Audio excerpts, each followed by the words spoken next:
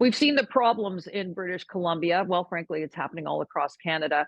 But BC in particular has had a massive challenge when they decriminalized drugs, but now they're asking the federal government, hey, we need some help here.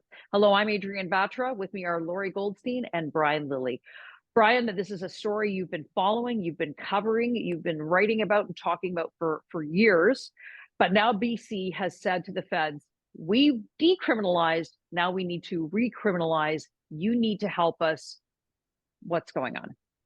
Well, they're seeing what's happened and saying this has led to many bad things. Meanwhile, Dr. Davila in Toronto still wants the city of Toronto to go ahead with decriminalization. What they did with decriminalization was make it so that police didn't have tools to deal with public disorder. And politicians were shocked and horrified to find out that residents were shocked and horrified that people were shooting heroin and fentanyl into their arms in public spaces even more than usual, that they were doing it on public transit, in parks. They're lighting up their crack pipes next to kids playing. And guess what? Because of decriminalization and how far this exemption to the Controlled Substances Act went, police couldn't do anything. We also saw, attached to this, we've seen the Safer Supply program go sideways. Thousands and thousands of dillies being diverted and put into the regular stream. All of these things have happened. BC is ground zero for drug liberalization, and it's also the worst place in the country for drug overdoses. More than 2,500 last year. They had 11 months of decriminalization. It was sold to everyone on this will help with the opioid deaths. Instead, they went up, and BC now has more opioid overdose deaths than all of Ontario, despite having a population 1/3 Ontario size. The state of Oregon, Lorrie, went down a similar path, and now they are crawling it back as well. They have decided that this is not working. The decriminalization has gone way too far, and other extreme things have now happened. So British Columbia finds themselves in that similar situation. Whereas the Trudeau Liberals now are saying, well, we need more evidence, we need more proof, we need more information from BC. Whereas BC's ministers are saying, we've given this information to you. It's time to act. We need to start saving lives. I'm wondering, it's interesting that BC went down this road and it was a giant mistake. Toronto is on the precipice of making this giant mistake. What can we take away from this? Yeah, just for a moment, let's look at the politics here. A provincial NDP government went to the federal Liberal government and asked them to decriminalize small amounts of drugs like crack, cocaine, fentanyl, methamphetamine, is part of the effort, I guess, to destigmatize drug taking and to deal with the valid point, although it's being brutally mishandled, that addiction is a disease. It's not a crime. But what happened? Well, Brian laid it out, up to and including parks, beaches, inside hospitals. This was going on, and police couldn't deal with it. So what does the NDP government ask for? It's asked to recriminalize the use of these small amounts of drugs in public places. So in other words, the policy has been a disaster. Everyone knows that and can see it. But now by saying, well, decriminalize it for us in public places, I agree with the critics who go, oh, so you want to hide it. It's still going to be legal in a home or a shelter, or a designated facility, probably in tents at a designated facility.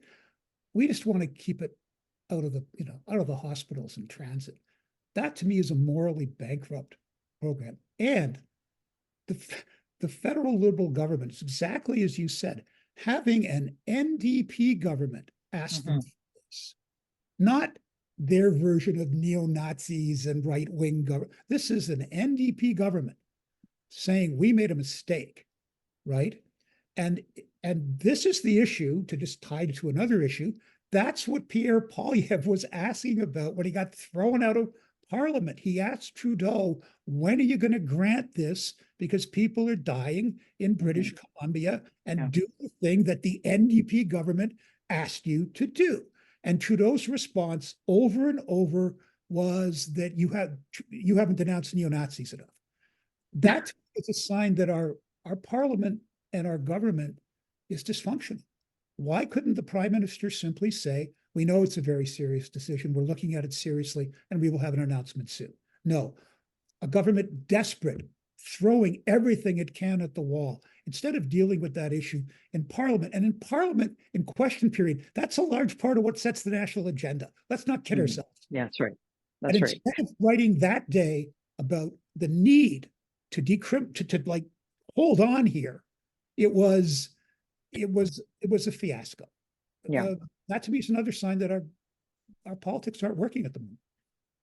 Well, there's a lot of things that aren't working, Brian. Last word to you on this, the final thoughts. As far as what's happening in BC, I suspect that the Liberals will do something. Eventually they will act. But we have this problem brewing in Canada's largest province, in the biggest city, in Toronto, where we have a minister, a chief medical officer who thinks, it's not such a bad idea. She put out a video defending this. Mayor Chow has defended this. Police Chief Myron Demkew is one of the people that signed on to the request for this.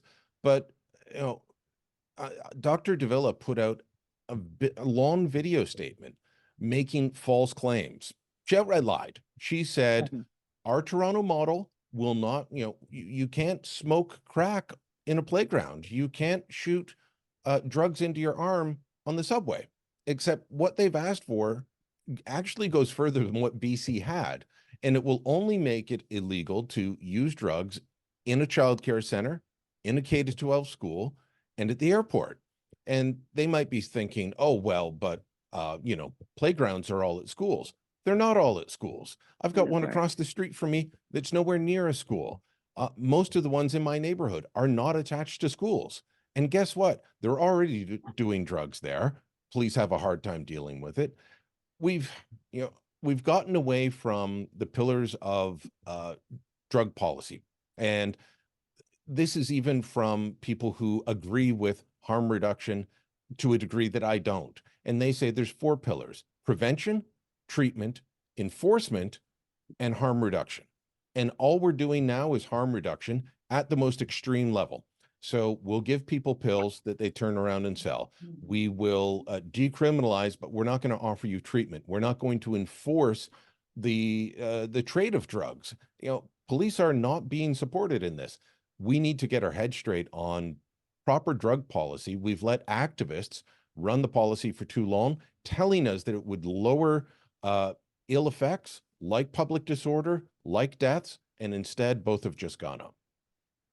Well, let us know what you think in the comments below. Like this video and subscribe to our YouTube channel, and go to thetorontosun.com. You're going to find commentary and coverage there that you will not find anywhere else.